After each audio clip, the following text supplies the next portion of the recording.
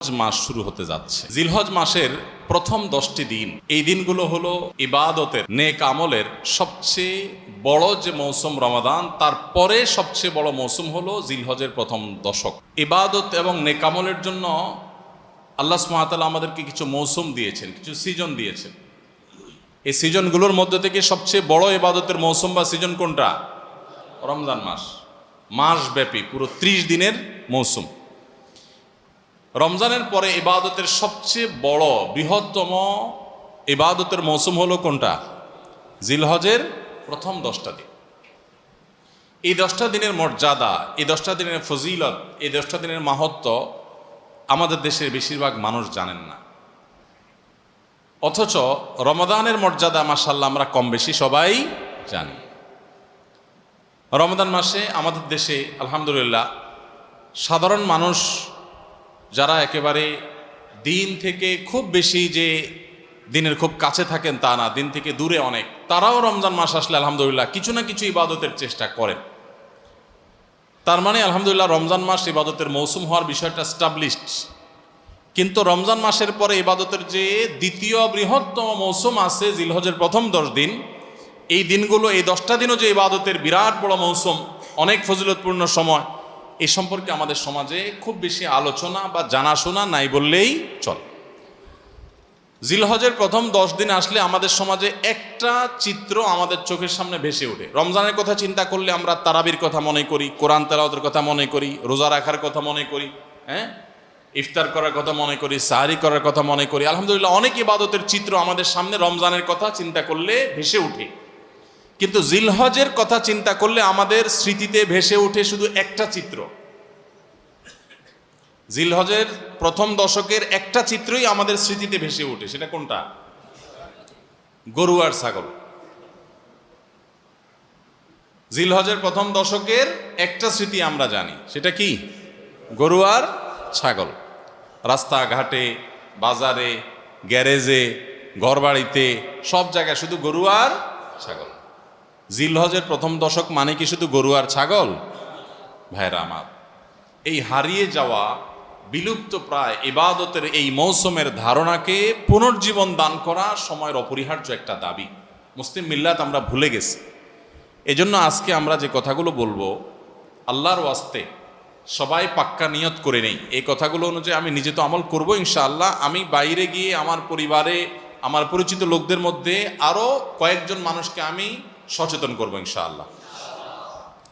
তাহলে একটি আমল হারিয়ে যাচ্ছে, হারিয়ে গেছে প্রায়, এরকম একটা আমলকে পুনর্জীবন দান করা, এটা অনেক বড় ফজিলতপূর্ণ আমল। আপনারা জানেন নবী করিম সাল্লাল্লাহু আলাইহি ওয়াসাল্লামের একটা হাদিস রয়েছে, মান আহিয়া সুন্নাতাম মিন সুন্নতি, যে ব্যক্তি আমার সুন্নতের কোনো একটা সুন্নতকে জিন্দা করবে, কোনো একটা ভালো কাজ যে ব্যক্তি শুরু করবে, মান সান্না সুন্নাতান হাসানাতান ফালাহু আজরুহা ওয়া আজরু মান আমিলা বিহা, তাহলে এই ব্যক্তি সেই প্রচলন দিয়ে যত মানুষ তার এই প্রচলন থেকে আমল করবে, আল্লাহ তাআলা তাদের সবার সমপরিমাণ সওয়াব তাকে দান করবেন। এই জন্য আমরা এই মুর্দা সুন্নত, হারিয়ে যাওয়া আমলকে পুনরায় জিন্দা করতে প্রস্তুত আছি তো ইনশাআল্লাহ। তাহলে আজকে আমরা যারা এই কথাগুলো শুনবো, তারা শুধুমাত্র আমলের নিয়ত না, আমল তো বটেই, আমরা দাওয়াতের নিয়ত শুনবো, ঠিক আছে তো ইনশাআল্লাহ। এবং জিলহজের এই প্রথম দশক পর্যন্ত আরো যে দিনগুলো আছে, এই দিনগুলোতে প্রায় 20 দিন সময় আছে। এই 20 দিন সময়, পুরো সময় জুড়ে আমরা অন্যদেরকে সচেতন করব, সতর্ক করবো। আসুন্নাহ ফাউন্ডেশন থেকে আমরা একটা লিফলেট তৈরি করেছি, ছোট্ট A4 সাইজের অর্ধেক, একবারে ছোট্ট একটা লিফলেট আমরা তৈরি করেছি। এই লিফলেটটা ইনশাআল্লাহ আগামীকালকে ছাপায় চলে আসবে। ইমাম সাহেবরা যে যত কপি ইচ্ছা সংগ্রহ করতে পারবেন। এখানে জিলহজের প্রথম দশকের কিছু তাৎপর্য আর 11টি করণীয় কোরআন এবং সুন্নাহর আলোকে এগুলো দেওয়া আছে। এগুলো ঘরে ঘরে পৌঁছায় দেন, মানুষকে পৌঁছায় দেন এবং আমলের জন্য উৎসাহিত করেন, উদ্বুদ্ধ করেন। ইনশাআল্লাহ আমরা রমাদানের মতো জিলহজের প্রথম দশকেও ইবাদতের যে একটা মৌসুম আছে, সেই ধারণাটা সমাজে প্রতিষ্ঠিত করতে পারবো ইনশাআল্লাহ। আরবে যারা ছিলেন বা আরবের পরিবেশ সম্পর্কে যারা জানেন, তারা বলতে পারবেন। বিশেষ করে সৌদি আরবের যে এনভায়রনমেন্ট এবং পরিবেশ, মহল্লা, বাসা, বাড়ি, সেখানে অলিতে গলিতে গেলে বোঝা যায় জিলহজের প্রথম দশক চলতেছে। মার্কেটে গেলে বোঝা যায় জিলহজের প্রথম দশক চলছে। সব জায়গায় তাকবীরের ধ্বনি শোনা যায়, আল্লাহু আকবার, আল্লাহু আকবার, লা ইলাহা ইল্লাল্লাহু, আল্লাহু আকবার, আল্লাহু আকবার, লিল্লাহিল হামদ। বিভিন্ন বাসা বাড়ির গেইটে ছোট্ট ডিভাইস রেখে দেয়। এই ডিভাইসে আপনার ছোট সাউন্ড বক্সে মৃদু ভলিউমে এই তাকবীরগুলো সুললিত কণ্ঠে বাজতে থাকে। পথচারী যারা যায় তারা এটা শুনে তাদের মনে হয়, তারা পড়া শুরু করে দেয়। দোকানে যাবেন আপনি, মার্কেটে শপিং মলে যাবেন, ছোট্ট করে আপনার হালকা ভলিউম দিয়ে এই তাকবীরগুলো বাজাইতে থাকে, সেগুলো দেখে সবাই স্মরণ হয়, সবাই পড়তে থাকে। এভাবে গোটা সমাজে বোঝা যায় যে একটা ইবাদতের মৌসুম চলছে। কিন্তু আমাদের সমাজে ওই যে গরু আর ছাগল ছাড়া আর কিচ্ছু দেখা যায় না। তো এই সুন্নাতটাকে আমরা জিন্দা করবো তো ইনশাআল্লাহ।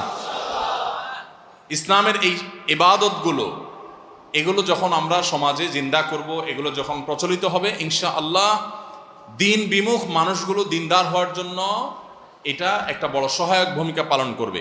রমজানে আমরা ইবাদতের যে চার্জ করেছি ইবাদতের মাধ্যমে, এটা দীর্ঘ 2 মাস পর কিছুটা হলেও দুর্বল হয়ে গেছে, চার্জটা কমে গেছে। আবার জিলহজের প্রথম 10 দিন যখন ভালো করে রিচার্জ করব, আবার কিছুদিন ইনশাআল্লাহ চলতে পারবো আল্লাহ চাহেন তো। আল্লাহ আমাদেরকে সবাইকে আমলের তৌফিক দান করুন। ভাইরা আমার, কোরআনে কারিমে আল্লাহ রাব্বুল আলামিন সূরা ফাজর, কোরআনে কারিমে 30 নম্বর সূরা একটা সূরা হলো, সূরাগুলো একটা সূরা হলো সূরাতুল ফজর। এই সূরাতুল ফজরের মধ্যে আল্লাহ তাআলা বলেছেন ওয়াল ফজরি ওয়া লায়ালিন আশ, ফজরের শপথ। ফজর মানে কি? ফজরের নামাজ, সকাল। ফজরের শপথ, ওয়া লায়ালিন আশ, এবং 10টি রাতের শপথ। এই 10টি রাতের শপথ যে আল্লাহ তাআলা করলেন, আল্লাহ সুবহানাহু ওয়া তাআলা কোনো বস্তুর নামে শপথ করার মানে হলো ওই বস্তুটা আল্লাহ তাআলার কাছে বিরাট বড় মর্যাদাবান। আল্লাহর সৃষ্টির মধ্যে যে সমস্ত সৃষ্টির নামে আল্লাহ শপথ করেছেন, এই সৃষ্টিগুলোর মাহাত্ম্য এবং শ্রেষ্ঠত্ব মর্যাদা বোঝানোর জন্য আল্লাহ তাআলা ওই বস্তুগুলোর নামে কি করেন? শপথ করেন। যদিও আল্লাহ ছাড়া কোনো মানুষের জন্য, বান্দার জন্য জায়েজ নাই আল্লাহ ছাড়া আর কারোর নামে কি করা? শপথ করা। নবী করিম সাল্লাল্লাহু আলাইহি ওয়াসাল্লাম বলেছেন মান আরাদা আন ইয়াহলিফা ফালইয়াহলিফ বিল্লাহি আও লিয়াসমুত। কেউ যদি শপথ করতে চায় সে আল্লাহর নামে করবে, আর নাহলে চুপ থাকবে। মায়ের কিরা, বাপের কিরা, অমুকের কিরা, তমুকের কিরা, মাথা সুইয়া, পাও সুইয়া, স্টিয়ারিং হুইল সুইয়া, ক্যাশ বাক্স সুইয়া, এই সমস্ত কোনো ছুঁয়াছুঁয়ি করে এবং আল্লাহ ছাড়া আর কারোর নামে শপথ করা জায়েজ নাই। এটা নূউম মিনাশ শিরক, শিরকের একটা প্রকার। আল্লাহ ছাড়া কারুল্লাহ নামে কি করা? শপথ করা। তো আল্লাহ সুবহানাহু ওয়া তাআলা শপথ করেন তার সৃষ্টির নামে, কেন? শুধুমাত্র ওই সৃষ্টির মাহাত্ম্য মর্যাদা বোঝাবার জন্য, অথবা শপথ করে যে কথাটা আল্লাহ তাআলা বোঝাতে চান, বলতে চান, সেই কথাটার আজমত, তার বড়ত্ব বোঝাবার জন্য, যে এই কথাটা এত গুরুত্বপূর্ণ কথা, তোমরা বললে সেটাকে শপথ করে বলা লাগতো, এটা বোঝাবার জন্য আল্লাহ শপথ করেন। তো এই যে ওয়াল ফাজরি ওয়া লায়ালিন আশ, এই 2 আয়াতে আল্লাহ তাআলা শপথ করলেন। এরপরে 3 নম্বর আয়াতে বলছেন ওয়াল ওয়াশফাই ওয়াল ওয়াতরি, এবং জোড় এবং বেজোড়। এই 10টি রাতের মধ্যে আবার জোড় এবং বেজোড়, অর্থাৎ সবগুলো রাতের শপথ।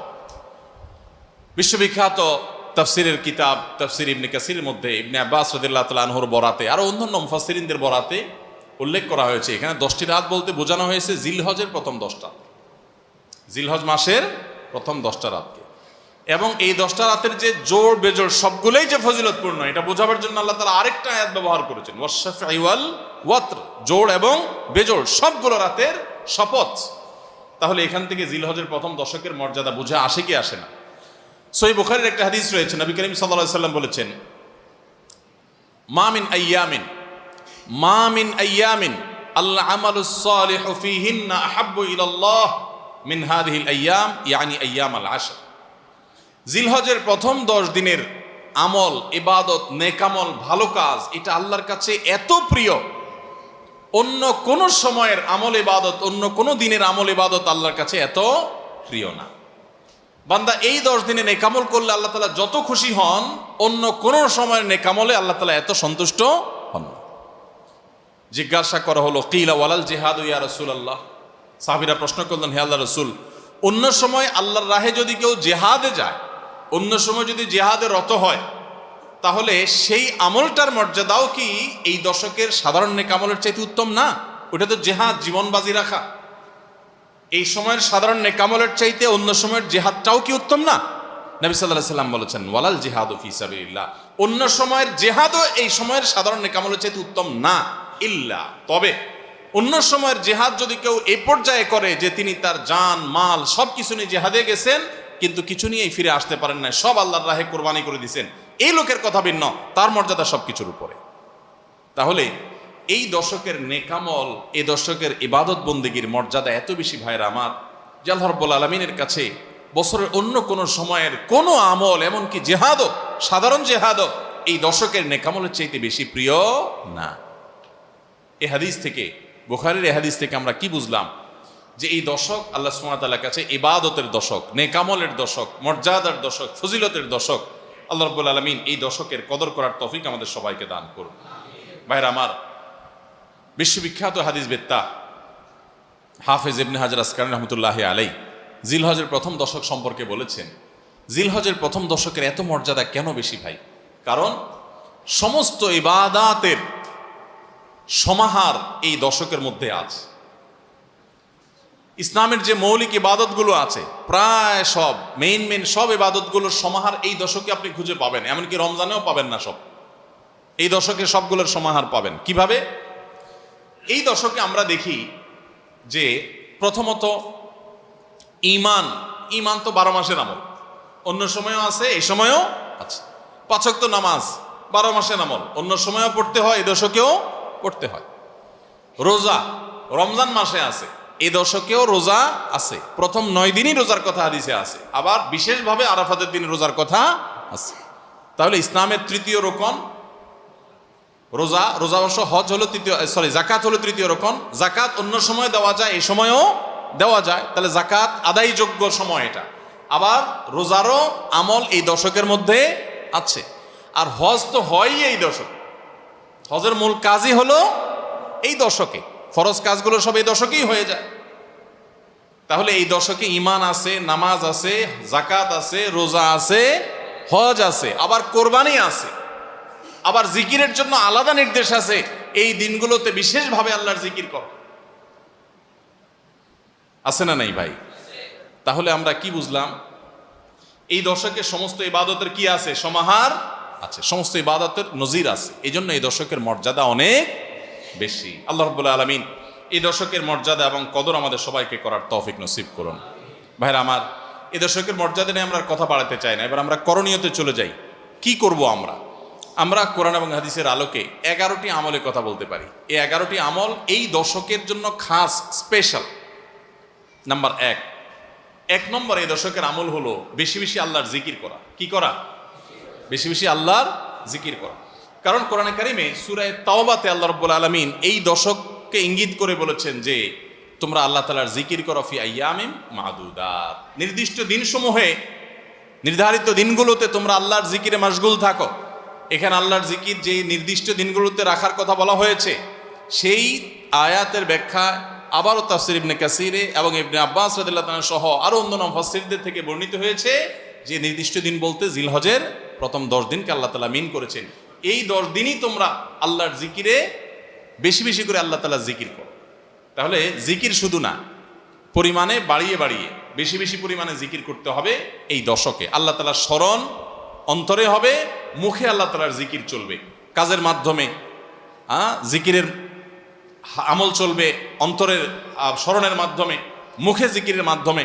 কোরআনের তেলাওয়াত একটা জিকির, তাসবিহগুলো একটা জিকির, তাহমিদ আল্লাহর প্রশংসা একটা জিকির। এরকম যত জিকির আছে, এই দশক হলো জিকিরের দশক। সবচেয়ে বেশি জিকির চলবে, সবচেয়ে বেশি কি চলবে? জিকির চলবে। দ্বিতীয়ত যে আমলটি চলবে তা হলো যে কোনো নেকামল, যে কোনো নেকামল। কারণ একটু আগে আমরা হাদিস শুনলাম যে নবী করিম সাল্লাল্লাহু আলাইহি ওয়াসাল্লাম বলেছেন, মা মিন আইয়ামিন আল আমালুস সালিহু ফিহিন্না আহাব্বু ইলাল্লাহ মিন হাযিহিল আইয়াম। এই জিলহজের 10 দিনের চাইতে অন্য কোন দিনের নেক আমল আল্লাহর কাছে বেশি প্রিয় না। মাস হিসাবে রমজান সবচেয়ে সেরা, আর দিন হিসাবে খুচরা দিনগুলোর মধ্যে রমজানের বাইরে সবচেয়ে সেরা কোনটা? জিলহজের প্রথম দশক। রমজানের পরে মর্যাদার বিচারে সবচেয়ে বেশি মর্যাদাপূর্ণ দশক হলো এই দশক। এই জন্য এই দশকে আমল করলে আল্লাহর কাছে এত প্রিয় যে অন্য কোনো সময়ের আমল আল্লাহর কাছে এত প্রিয় না। এই জন্য এই দশকের দ্বিতীয় আমল হলো বেশি বেশি নেকামল করা। বেশি বেশি কি করা? নেকামল করা। রুটিন যে নামাজগুলো আছে, কাজগুলো আছে, সেগুলো বিশেষ ইহতেমামের সাথে করা। অন্য সময় আপনি নামাজের টুকটাক গাফলতি করেন, কিন্তু এই দশকে মোটেই করবেন না। অন্য দশকে আপনার ফজরের জামাতে একটু মিস হয়, এই দশক মোটেই করবেন না। আগে থেকে ইহতেমাম থাকবে যে এই দশক কোনোভাবে ইবাদত থেকে আমি যেন দূরে না থাকি। আল্লাহ তাআলা আমাদের সবাইকে আমলের তৌফিক দান করুন। তাহলে 2 নম্বর আমল হলো বেশি বেশি নেকামল করা এই দশকে। রুটিন নেকামলগুলো যেগুলো সবসময় করতে হয়, এগুলোকে বিশেষ ইহতেমামের সাথে করা, আর আরো নফল আমল বাড়িয়ে বাড়িয়ে করা। আপনি অন্য সময় কোরআন তেলাওয়াত খুব বেশি করতে পারেন না, এই দশকে কোনো অবস্থাতে ছাড়বেন না। অন্য সময় তাসবিহ তেলাওয়াত খুব বেশি হয় না, এই দশকে কোনো থাকবে যে ধীরস্থিরতার সাথে মনোযোগের সাথে নামাজ পড়ব। এভাবে নেকামলের কসরত করতে থাকবেন আল্লাহর প্রিয় পাত্র হওয়ার পথে। আমরা এগিয়ে যেতে চাইলে এই দশক, এই 10টা দিন আমাদের জন্য বিরাট বড় একটা সুযোগ। আল্লাহ আমাদের সবাইকে তৌফিক দান করুন। 3 নম্বর, এই দশকের করণীয় হলো সকল গুনাহ থেকে অন্য সময়ের চাইতে এই সময়টাতে বেঁচে থাকার জন্য বেশি সচেষ্ট থাকা। গুনাহ তো 12 মাসই আমরা করব না, কিন্তু এই দশক গুনাহ না করার ব্যাপারে চেষ্টাটা একটু বেশি থাকবে। কারণ আপনারা সূরা তওবার একটি আয়াত শুনেছেন, আল্লাহ রাব্বুল আলামিন সম্মানিত 4 মাসের আলোচনা করে বলেছেন, যালিকাদ দীনুল কাইয়্যিম ফালা তাজলিমু ফিহিন্না আনফুসাকুম। এই সম্মানিত মাসগুলোতে তোমরা নিজের প্রতি নিজে অবিচার করিও না। ভাইরা আমার, তার মানে যেই সময়টাতে আল্লাহর নৈকট্য লাভের সুযোগ, ওই সময়টাতে যদি কেউ পাপাচারে লিপ্ত হয়, এর চেয়ে পাপিষ্ট আর কে আছে? এই জন্য আল্লাহ রাব্বুল আলামিন আমাদেরকে দরদের সাথে বলছেন, ভাষা খেয়াল করেন, ফালা তাজলিমু ফিহিন্না আনফুসাকুম, তোমরা নিজের পায়ে নিজে কুঠারাঘাত করিও না। এই 10 দিন না, শুধুমাত্র এই পুরো সম্মানিত 4 মাস, সম্মানিত 4 মাসের ভিতরে টানা 3টা মাস চলছে, জিলকদ, জিলহজ, মুহররম, আরেকটা হলো রজব মাস, রমজানের আগের মাস। তাহলে সম্মানিত 4 মাসের মধ্যে এই 10টা দিন আবার বিশেষ মর্যাদাবান। অতএব এই আয়াতটা এখানে আরো বেশি ফিট হবে, অর্থাৎ পাপাচার থেকে বাঁচার জন্য আলাদা কসরত থাকবে। অন্য সময় আমি গুনাহের কাজ করলেও এই দশকে কোনো অবস্থাতে আল্লাহর নাফরমানি করব না। আল্লাহ আমাদের সবাইকে বেঁচে থাকার তৌফিক দান করুন। ভাই আমার, তাহলে 3 নম্বর আমল আমরা পেয়ে গেলাম। 4 নম্বর আমল হলো, যাদেরকে আল্লাহ তাআলা সামর্থ্য দিয়েছেন তারা হজ করবেন। এই দশক হজের আমলের মাস, আমলের দশক, এই দশকেই তো হজ হবে। অতএব যাদের তৌফিক দিয়েছেন আল্লাহ তাআলা, তারা কি করবেন? হজ করবেন। এটা এই দশকের আমল। এটা হলো 4 নম্বর আমল। 5 নম্বর আমল হলো, যাদেরকে আল্লাহ সামর্থ্য দিয়েছেন তারা এই দশকে কোরবানি করবেন। কারণ কোরবানি এমন একটা আমল, নবী করিম সাল্লাল্লাহু আলাইহি সাল্লাম মদিনা হিজরত করেছেন, এরপর থেকে প্রতি বছরে তিনি কি করেছেন? কোরবানি করেছেন। আল্লাহ নির্দেশ করেছেন, ফাসাল্লি লিরাব্বিকা ওয়ানহার, তুমি তোমার রবের নির্দেশ পালনার্থে নামাজ আদায় করো এবং কোরবানি করো। তো এই জন্য ঈদুল আজহা, অর্থাৎ এই জিলহজের প্রথম দশকের শেষ দিন, অর্থাৎ 10ম দিনে কোরবানির আমলটা করা, এটা যাদের সামর্থ্য আছে তাদের জন্য প্রযোজ্য। এই দশকের একটা আমল হলো কি করা? কোরবানি করা। কয়টা আমল গেল? 5টা।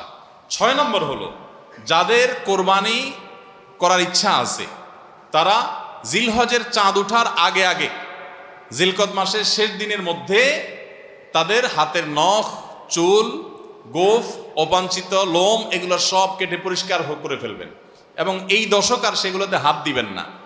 কোরবানি করে তারপরে সেগুলো পরিষ্কার করতে চাইলে করবেন, এই দশকে আর হাত দিবেন না। নবী সাল্লাল্লাহু আলাইহি ওয়াসাল্লাম বলেছেন, মান আরাদা আন ইউদাহিয়া ফালা ইয়াখুয মিন শা'রিহি ওয়া আযফারিহি শাইআ, যে ব্যক্তি কোরবানি করার এরাদা করেছে, নিয়ত করেছে, সে যেন তার চুল, নখ এগুলো না কাটে ওই 10 দিন। জিলহজের চাঁদ উঠছে আর কাটবেন না, চাঁদ উঠার আগে আগে কেটে ফেলবেন এবং কোরবানির পরে যায় কাটবেন, এই 10 দিন বিরত থাকা। তবে অন্য আরো বিভিন্ন রেওয়ায়াত থেকে, বর্ণনা থেকে বোঝা যায় যে এই আমলটা শুধু যিনি কোরবানি করবেন তিনি নয়, যিনি কোরবানি করবেন না, কোরবানি করার সামর্থ্য নাই, তিনি এই আমল করতে পারেন, তাহলে আল্লাহ তাআলা তাকে কোরবানি করার সওয়াব দান করবেন। এমনকি কোন সালাফ, কোন সাহাবী থেকে আমলও বর্ণিত আছে যে বাসার বাচ্চা কাচ্চা যারা আছে তাদেরকেও এই দশকে চুল, নখ ইত্যাদি কাটতে নিষেধ করেছেন। তাহলে চুল, নখ ইত্যাদি কাটা থেকে বিরত থাকা এই 10 দিন, আগে কাটা এবং পরে কাটা, এই 10 দিন না কাটাকাটি না করা, এটা একটা মুস্তাহাব আমল। এবং প্রায় সব ফুকাহায়ে কেরাম এই ব্যাপারে একমত হয়েছেন। মওসুআ ফিকহিয়া কুয়েতিয়ার মধ্যে লেখা হয়েছে যে ইত্তাফাকাল ফুকাহা, সব ফকিহগণ প্রায় একমত যে এই দশকে যিনি কোরবানি করবেন তিনি তো বটেই, কোরবানি যিনি করবেন না তাদের তরফ থেকেও চুল, নখ এগুলা কাটা থেকে বিরত থাকা মুস্তাহাব। তাহলে 6 নম্বর আমল গেল চুল, নখ ইত্যাদি এই দশক না কেটে থাকা। 7 নম্বর আমল হলো এই দশকে বেশি বেশি তাকবীর পাঠ করা। এটা তাকবীরে মুতলাক বলা হয়, সাধারণ তাকবীর। আল্লাহু আকবার, আল্লাহু আকবার, লা ইলাহা ইল্লাল্লাহ, আল্লাহু আকবার, আল্লাহু আকবার ওয়ালিল্লাহিল হামদ। এই তাকবীরটা হলো মিন শাআইরিল ইসলাম, এটাকে আমরা করতে পারি। ইসলামের যে নিদর্শনগুলো আছে সেগুলোর মতো করে এই তাকবীরটা আমরা পাঠ করব। এমনভাবে পাঠ করব যে অলিতে গলিতে, রাস্তাঘাটে সব জায়গায় তাকবীরের ধ্বনি চলতে থাকবে, কারোর ডিস্টার্ব করে না, মৃদু কণ্ঠে সব জায়গায় গুনগুনিয়ে আমাদের মুখ থেকে তাকবীর চলবে। আপনারা অনেকে হয়তো শুনে থাকবেন সাহাবা ইকরাম রিদওয়ানুল্লাহি তাআলা আজমাইনের মধ্য থেকে কেউ কেউ, আবু হুরায়রা রাদিয়াল্লাহু তাআলা আনহু, আরো কোন সাহাবীর আমল বর্ণিত আছে যে জিলহজের প্রথম দশক শুরু হলে তারা বাজারে চলে যেতেন। বাজারে কেন যেতেন ভাই? শুধুমাত্র এই নিয়তে বাজারে যেতেন যে বাজারে গিয়ে অনেক মানুষজন থাকবে, তাদের সামনে গিয়ে উচ্চস্বরে তাকবীর পাঠ করব, আমার তাকবীর শুনে পুরো বাজারের সবাই গুনগুনিয়ে তাকবীর বলে উঠবে। এই উদ্দেশ্যে শুধুমাত্র কোন সাহাবী বাজারে যেতেন এবং যে বলতেন আল্লাহু আকবার, আল্লাহু আকবার, লা ইলাহা ইল্লাল্লাহ, আল্লাহু আকবার, আল্লাহু আকবার, ওয়ালিল্লাহিল হামদ। শয়তান আমাদের পুরা সমাজকে গ্রাস করে ফেলছে ভাই, সর্বত্র। আমাদের বাসা বাড়ি, আমাদের ব্যবসা প্রতিষ্ঠান, আমাদের শিক্ষা প্রতিষ্ঠান, আমাদের চিন্তা চেতনা, মন মগজ, দেহ মস্তিষ্ক, সবকিছু ইবলিস নানাভাবে আমাদেরকে প্রভাবিত করে রাখছে। ইবলিসের ওয়াজ তো আজকাল আমরা শুনি না। কোরআনে আল্লাহ তাআলা সবচেয়ে বেশি যাকে শত্রু হিসাবে দেখেন সে হলো কে? ইবলিস।